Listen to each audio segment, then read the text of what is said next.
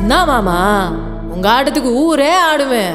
அதுக்கு ஒரு அடிய போட்டு விடுவோம் அப்படின்ற ம் ம்